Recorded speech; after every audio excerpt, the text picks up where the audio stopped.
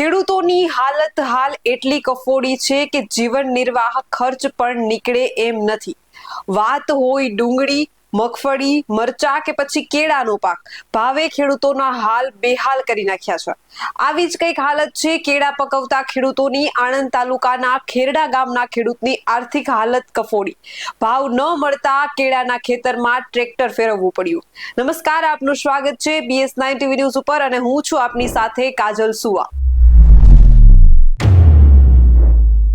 આણંદ તાલુકાના મહીસાગર નદી કિનારે આવેલા ખેરડા ગામના ખેડૂત મનીષભાઈ પોતાના બાપ દાદાની જમીનમાં જુદા જુદા પ્રકારના પાકોની ખેતી કરે છે. દર વર્ષની જેમ આ વર્ષે પણ 4 વીઘામાં કેળાના પાકની ખેતી કરી છે. આ 4 વીઘામાં કેળાના કુલ 2700 જેટલા રોપા રોપણી કરવામાં આવ્યા હતા.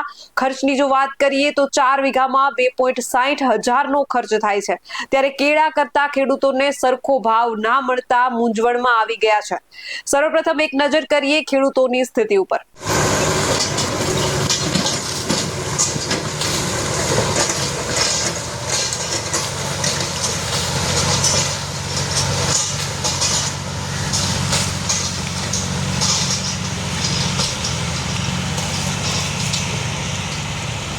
ચરોતર પંથકમાં વધુ પડતા ખેડૂત કેળાની ખેતી કરે છે. 1 વર્ષ લાગે છે કેળની ખેતીમાં. આ વર્ષે વધુ વરસાદ પડતા કોઈ વેપારી તૈયાર થયેલા કેળાના પાકને લેવા ન આવતા ઘણા ખેડૂતોના કેળાના છોડ ઉપર જ કોવાઈ ગયા છે. સાથે સાથે ભાવની જો વાત કરવામાં આવે તો આ વર્ષે કેળાનો ભાવ સાવ બેસી ગયો હતો.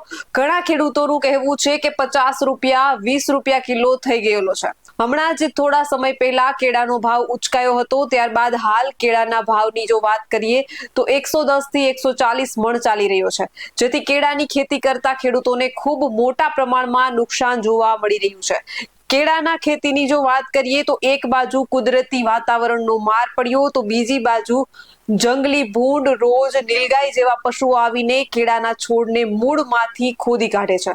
જેથી તૈયાર થયેલા પાકનો બગાડ થાય છે અને નુકસાન કરતા હોય છે. આ નુકસાની થતા ખેડૂતોને આ વર્ષે કેળાના પાકમાં મોટી સંખ્યામાં નુકસાન થાય એવી ભીતિ સર્જાય છે. સરકાર જો આ ખેડૂતોનું સર્વે કરે તો એમને લાભ મળે તો ફરી આ ખેડૂતો બેઠા થાય તેવી પરિસ્થિતિ સર્જાઈ ગઈ છે. આણંદ જિલ્લાના ખેરડા ગામના ખેડૂત મનીષભાઈની આ વ્યથા છે, જે છેલ્લા કેટલાક વર્ષોથી પોતાના 4 વીઘા જમીનમાં કેળાની ખેતી કરતા આવ્યા હતા. મનીષભાઈએ આ ખેતી માટે 2.60 હજાર રૂપિયાનો ખર્ચ ઉઠાવ્યો હતો, પરંતુ ખેતીમાંથી મળનારા નફા અને ભાવ બહુ ઓછા મળતા તેમણે આર્થિક નુકસાની ઉઠાવવાનો વારો આવ્યો છે. મનીષભાઈએ જે કામ તનતોડ મહેનતથી કર્યું તેની સામે તેમને માત્ર 1.75 હજાર રૂપિયા જ મળ્યા.